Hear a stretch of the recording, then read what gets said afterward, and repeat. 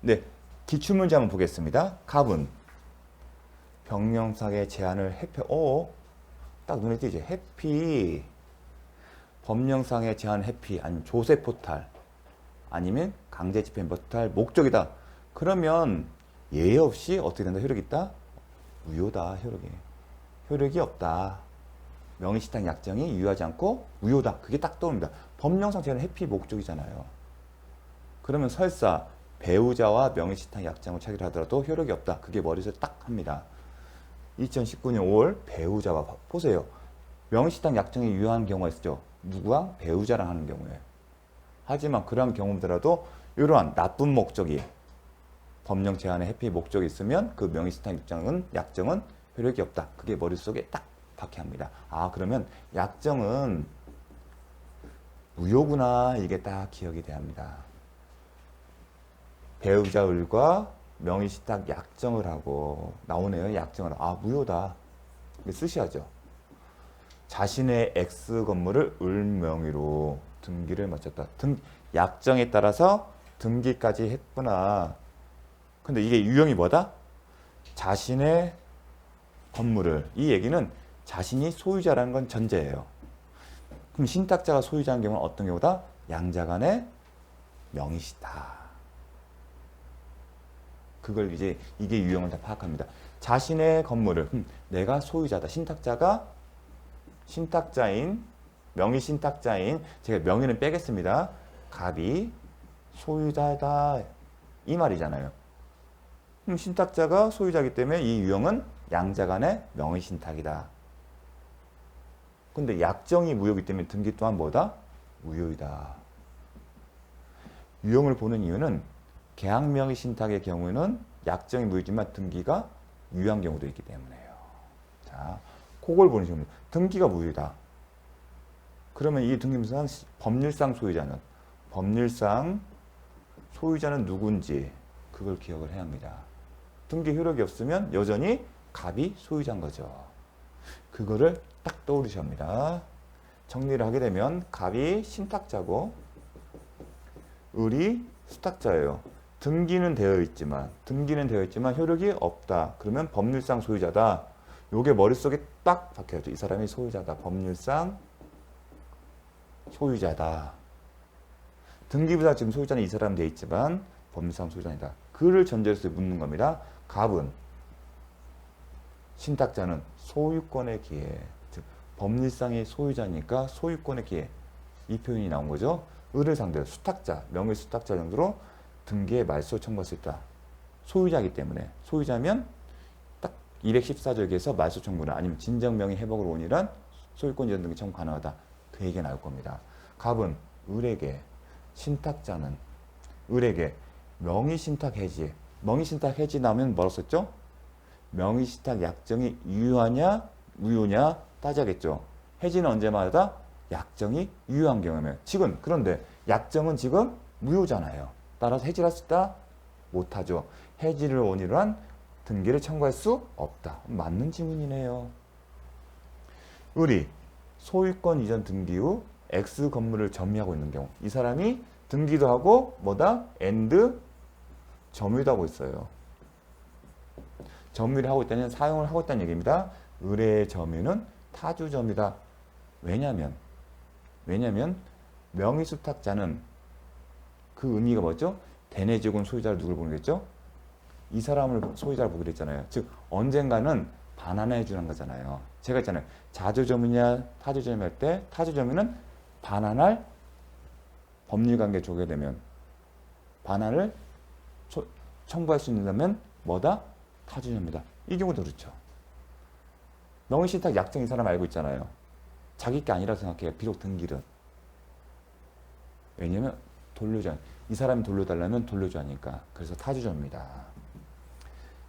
4번 을이 수탁자가 병에게 제3자에게 이렇게 쓰셔야 돼요. 병이라고 쓴 말로 제3자라고 써야겠죠. 건물을 증여, 법률행위고 임의로 양도할 때 양도는 법률행위예요. 대표적인 게 매매고 증여도 있습니다. 등기까지 하셨어요. 그럼 제3자다. 선악불문하고 어떤 소유권을 취득한다. 그걸 딱 떠오르셔야 합니다. 병은 특별한 사정이 없나? 특별한 사정은 배신행위에 적극하다만 게 아니라면 소유권을 취득한다. 맞는 질문이에요. 자, 5번. 을이 병에게 X 건물을 제3자에게 수탁자가 제3자에게 적법하게 양도했다가 다시 소유권을 취득한 경우. 자, 배웠던 거래요. 신탁자 앞에서 수탁자 갔어요. 등기는 효력이 없는데 등기의 이 사람 소유자가 아닌데 이 사람이 임의로 양도했어요. 3자. 이 사람이 소유권을 취득하고 이 사람 소유권을 상실해요. 그런데 우연한 기회에 다시 수탁자가 왔어요. 그렇다 하더라도 소유권은 여전히 회복된다? 안 된다. 이 사람 여전히 소유자가 아니다. 따라서 이 사람이 소유자임을 전제로 한 권리 행사는 불가능하다. 그걸 묻는 겁니다. 갑은 을에게 할 수 있다? 못한다. 반환 청구도 반환을 청구된 소유자가 점유자인데 소유자가 아니잖아요. 못하는 거죠. 종전에 봤을 때는 말소 청구냐 물어봤는데 여전히 소유자가 아니기 때문에 213조에 의한 반환 청구도 못하는 겁니다. 그걸 묻는 겁니다. 쉽지는 않았습니다. 다음. 자, 30일에 바꿔요. 34일. 이게 잘못된 거고요. 이 지문에서 여전히 가는 겁니다. 비슷한 줄. 34일도 요 지문이었어요. 기출문제는 질문 자체는 똑같고 다만 답이 좀 달랐어요. 그래서 이렇게 나온 겁니다. 자, 똑같은데 어떤 거 뭐냐? 갑은 신탁자는 수탁자를 상대로 진정 명의 회복을 원인한 소유권 이전 등기 청구할 수 있다. 왜냐하면 이 사람이 소유자이기 때문에 14조에 의한 말소 이전 등기, 을 명의의 이전 등기 말소 청구를 하거나 아니면 수탁자 상대로 진정 명의 회복을 원인으로 한 이전 등기 청구할 수 있다. 갑은 을을 상대로, 신탁자는 수탁자 상대로 부당이득 반환을 원한 이전 등기 청구할 수 있다. 못한다. 왜냐하면 수탁자는 소유권의 이득을 취득한 바 없고 따라서 신탁자 또한 소유권을 상실했다는 손해가 발생하지 않았기 때문에 3번. 을이 병에게 제3자에게 건물을 매도하고 종전에는 증여였죠. 매도나 증여나 똑같아요. 등기를 해준 경우 제3자는 소유권을 취득하고 반면에 신탁자는 소유권을 상실한다. 을은 갑에게 불법행위 책임을 부과한다? 그렇지 않다. 그렇죠. 을은 수탁자는 갑에게 신탁자에게 왜요? 제3자가 소유권을 취득함으로써 신탁자는 법률상 소유자였던 신탁자는 자신의 소유권을 상실하기 때문에 불법행위한 책임을 부담한다. 요게 나왔었습니다. 34일 때. 자, 3자 간의 명의신탁, 중각, 생략, 등기형 명의신탁. 어떻게 구분한다? 일단 신탁자가 소유자가 아니에요. 그리고 항상 매매계약을 떠올리십시오. 수험생 입장에서는. 그리고 뭘 한다? 매수인이 누군지, 계약의 당사자. 신탁자가 계약의 당사자인지 아니면 수탁자가 계약의 당사자인지. 그런데 3자 간의 명의신탁은 뭐다? 신탁자가 매수인이에요. 항상 이걸 기억하셔야죠. 요 개념을 가지고 구분한 겁니다. 신탁자가 매수인이고 그러나 대신에 소유권을 넘겨받는 이전 등기의 등기 명의인은 누구다? 수탁자. 이렇게 됩니다. 그래서 대부분의 강의나 설명을 할 때 이렇게 나오죠. 자, 3자가 명의신탁이나 중간생략 등기형 명의신탁 할 때 항상 이렇게 그립니다. 모든 사람들이, 모든 강사님들이 매도인, 매수인 누구다? 명의 신탁자. 이렇게 쓰고요. 명의 수탁자가 존재하죠. 그래서 매도인과 매수 사이에 매매계약의 당사자가 신탁자다. 그러면 뭘 체결하죠? 매매 계약을 체결하죠. 계약을. 그런데 명의 신탁자가 매수인에 취해서 매도인과 매매 계약을 체결했어요. 그런데 등기는 원칙적으로 누구 명으로 해야죠? 매수인 명으로 해야 하는데 누구 앞으로 해요? 등기는 이렇게 하죠. 소유권 이전 등기. 소유권 이전 등기. 등기 등기 명의는 수탁자가 앞으로 하잖아요. 뭐에 기해서? 매수인과 이 사람이 신탁자와 수탁자의 명의신탁 약정의 기초에서 이게 제3자 명의의 그 3자 간의 명의신탁 중간 행약 등기형 명의신탁 구조입니다. 제가 말씀드렸던 그 개념을 가지고 이렇게 직접 그리셔야 돼요. 처음부터 이렇게 표를 가지고 그리게 되면 헷갈려요. 이 신탁자가 법률상의 소유자가 아니잖아요. 그리고 항상 매매계약을 전제합니다. 그러면 매수인이 누군지 신탁자잖아요. 그러면 매매계약을 누구 체결해요? 매도인과 매수인이 체결하고 매매대금도 매수인이 줄 거예요.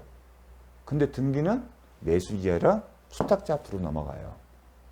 근데 이렇게 넘어간 이유는 이 둘 사이에 뭐가 있었죠? 명의신탁 약정이 있었던 거예요. 이렇게 그리는 겁니다. 그런데 명의신탁 약정은 부동산 신명법이 적용돼요. 그러면 어떻게 된다? 약정은 효력이 없어요. 효력이 없고 이 등기도 효력이 있다 없다? 없다. 이렇게 봐야죠. 이게 원칙이잖아요. 그럼 등기에 효력이 없다는 얘기는 비록 목적물에 대한 매매계약 목적물 소유권이 이 사람 앞으로 수탁자 앞으로 넘어왔었다 하더라도 효력이 없기 때문에 법률상 소유자는 누굽니까? 이 사람이잖아요. 여전히. 법률상 소유자는 누구다? 매도인이에요.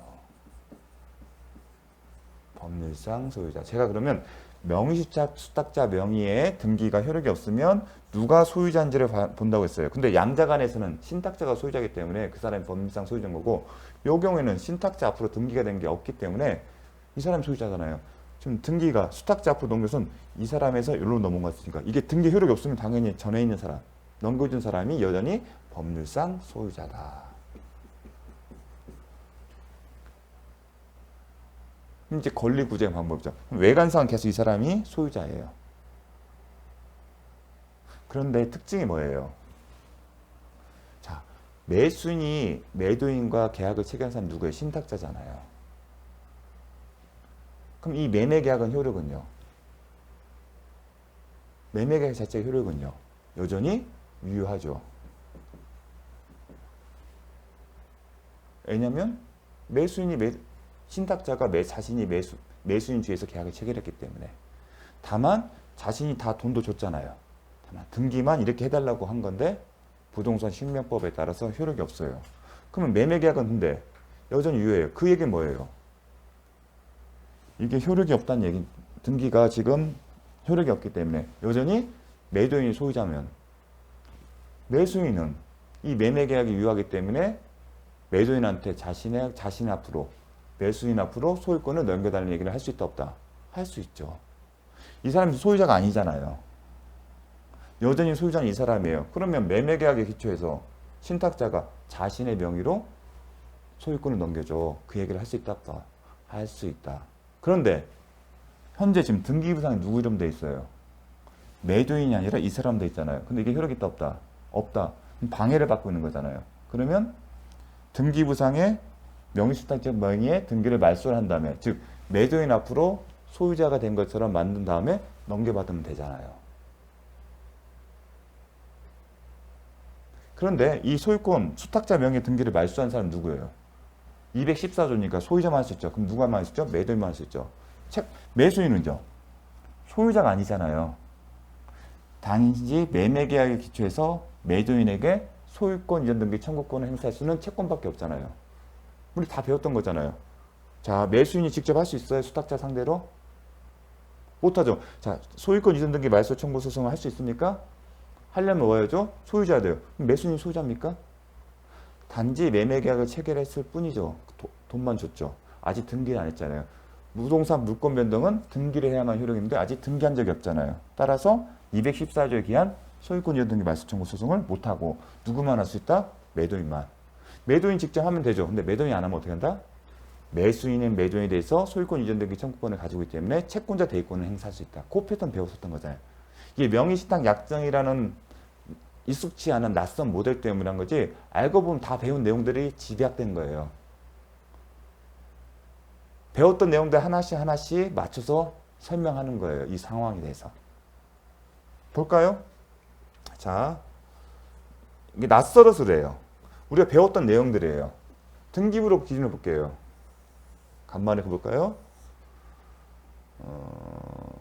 등기 목적, 등기 원인, 그 다음에 권리자. 자, 이렇게 나오죠? 지금 3자가 명의신탁에 보게 되면 일단 매도인 소유. 매도인 명의로 돼 있었겠죠. 소유권이. 이제 소유자, 공통적으로 소유자로 하겠습니다. 다 여기는 소유자 씁니다. 정확하게. 소유권이라는 전제에서 하겠습니다. 이제 원래 매수인하고 매매계약을 체결했죠. 신탁자와. 그런데 비록 신탁자와 매매계약을, 신탁자가 매수인에 의해서 이 사람과 매매계약을 체결했지만 등기를 누구 한다? 명의신탁 약정 규칙에서 누구 앞으로? 명의수탁자로 합니다. 지금 매도인이 협조를 한 거겠죠. 이러한 경우는 대부분 등기, 목적 뭐예요? 소유권, 이전 등기, 이전 등기. 등기원은 명의신탁 약정 쓰지 않고 허위로 매매를 쓰는 겁니다. 이런 식으로. 매도인이. 넘겨줬어요. 그런데 명의신탁인 수탁자와 신탁자의 약정이 무효이고 그리고 부동산 신명법에 따르면 이 등기도 효력이 없다 있다. 없잖아요. 비록 수탁자 명의로 등기가 됐지만 효력이 없다. 그럼 법률상 소유자는 이 사람인 거 맞잖아요. 이 사람이 그러면 이 사람을 상대로 해서 소유권 이전 등기 말소 청구 소송 할 수 있고 할 수 있죠. 근데 매수인은요. 소유자인 적이 없잖아요. 배웠었잖아요. 이 사람은 매매계약 체결한 신탁자, 매수인은 등기부상의 권리자가 된 적이 없잖아요. 즉 소유자인 적이 없어요. 그렇기 때문에 직접 수탁자를 상대로 할 수는 없고 단지 매도인이 214조에 기한 소유권 이전 등기 말소 청구를 행사를 못하면 대의 행사 가능하잖아요. 왜냐하면 매매계약은 유효하고 따라서 그 매매계약 따라 매수인은 매도인 상태로 소유권 이전 등기 청구권에는 채권을 갖고 있기 때문에 채권자 대의권을 통해서 행사할 수 있다. 배웠던 내용입니다. 그래서 이거를 말소시킨 다음에 매매계약이 유효하기 때문에 그 계약을 기초로 해서 뭘 한다? 신탁자 명의로 명의 신탁자 명의로 하면 되는 겁니다. 소위등 매매계약이 유효하니까 매매 이런 식으로 해요. 이렇게 가려면 이게 말소가 돼야 하잖아요. 말소할 수 있는 사람은 법률상 소유자 매도인만 할 수 있고 매수인은 못하죠. 소유자가 아니기 때문에. 이렇게 돼야만 이 순간 이 사람이 이제 소유자가 되는 거죠. 등기가 돼야지. 이거 다 배웠던 내용들입니다. 낯설어서 그러지. 그 내용을 다시 한번 보도록 하겠습니다. 자, 이 경우에 약정 및 등기는 효력이 없다. 그럼 수탁자 명의의 등기는 무효다. 법률상 소유자는 누구다? 매도인. 다 똑같은 패턴을 할 겁니다. 당연히 나중에 뒤에 가면 제3자 등장할 거고요. 제3자는 특별한 사정이 없는 한 소유권을 취득하겠죠. 자, 다음. 이 경우에는 특징이 뭐냐면 이제 매매계약을 전제로 하고 매도인 존재하고 그럼 신탁자가 매수인 때 그 계약에 효력이 있는지 그게 중요합니다. 매매계약 자체가. 그런데 효력이 있다 없다? 유효하다. 따라서 매매계약이 효력이 있다는 얘기는 여전히 매도인이 소유자이기 때문에 매수인, 즉 명의신탁자 매수인이면 명의신탁자 매도인 그렇게 되면 매수인인 여전히 매수인의 지위에 있는 명의신탁자 이렇게 기억하십시오. 명의신탁자 그렇게 하지 말고 매수인의 유효한 매매계약에 매수인의 지위에 있는 명의신탁자는 소유자인 매도인 상대로 해서 뭘 갖고 있다? 소유권 이전 등기 청구권을 행사할 수 있다. 명의신탁자는 매매계약상 매수인의 지위에 있는 명의신탁자는 유효한 매매계약을 기초로 즉 매매를 원인으로 법률상 소유자인 이 법률상 소유자는 표현을 쓴다. 등기부에는 지금 수탁자 명의로 되어 있기 때문에 매도인에게 어떤 권리 있다? 소유권 이전 등기 청구를 할 수 있다. 명의신탁자가 그런데 이 소유권 이전 등기 청구권은 뭐다? 채권이다. 채권이죠. 그럼 채권은 항상 소멸시효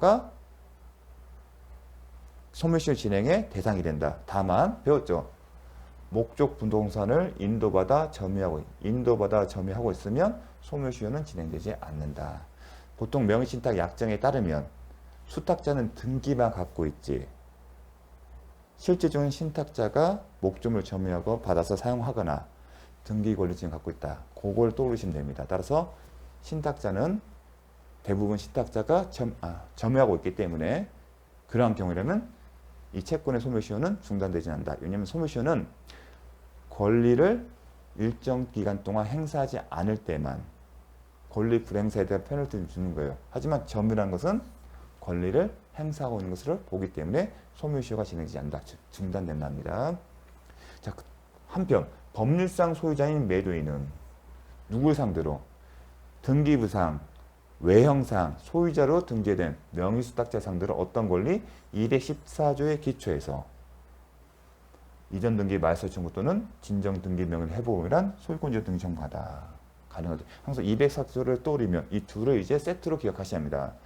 한편 명의신탁자는 즉 이렇게 쓰면 헷갈려요.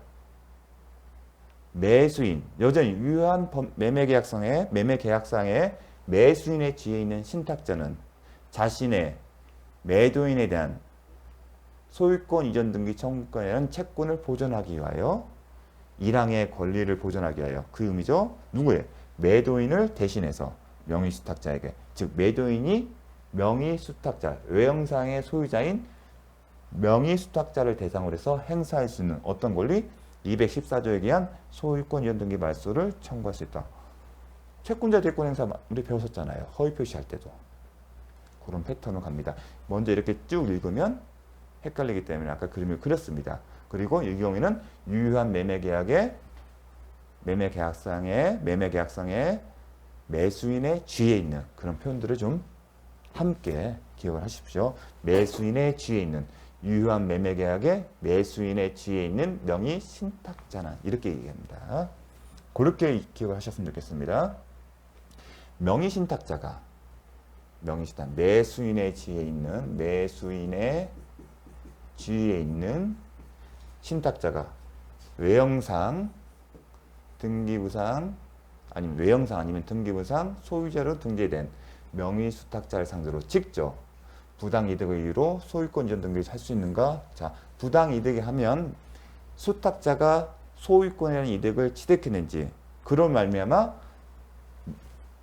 상대방이 소유권 상실이라는 손해를 받는지 그렇게 염두하십니다. 그런데 명의신탁자는 비록 등기부상 소유자가 되었다 하더라도 효력이 없다. 효력이 없기 때문에 소유권을 취득하는 사실이 없다. 이익이 없어요.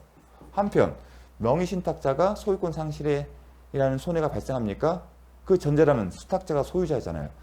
그런데 수탁자 앞으로 등기를 한 상황에서는 신탁자는 자기 앞으로 소유권이 이전된 경우 없지 않습니까? 즉 소유자가 된 적이 없어요. 그러니까 소유권 상실이라는 손해도 발생 안 해요. 손해도 없어요. 소유권 상실은. 그렇기 때문에 부당이득의 이유로 소유권 이전 등기 청구를 할 수 있다. 못한다. 명의수탁자가 신탁부동산의 소유권을 취득했어요. 취득해서 이득을 얻었습니까? 한편 신탁자가 손해를 입었습니까? 소유권 상실이라는. 그렇게 접근한 겁니다. 명의신탁자는 아예 소유권을 취득하지 못했고 매매계약은 체결했지만 자기 앞으로 매매를 원인으로 한 소유권 이전 등기를 받은 적이 없기 때문에 물권 변동의 효력, 즉 등기가 없었기 때문에 소유권을 취득 못했고 단지 채권에 불과한 소유권 이전 등기 청구권만 보유하고 있기 때문에 그렇습니다. 이 내용도 함께 기억을 해 주십시오. 그러니까 부동산 실명법에서는 이 부당이득은 항상 그런 패턴으로 가는 겁니다. 다음 잠시 쉬었다가 살펴보도록 하겠습니다.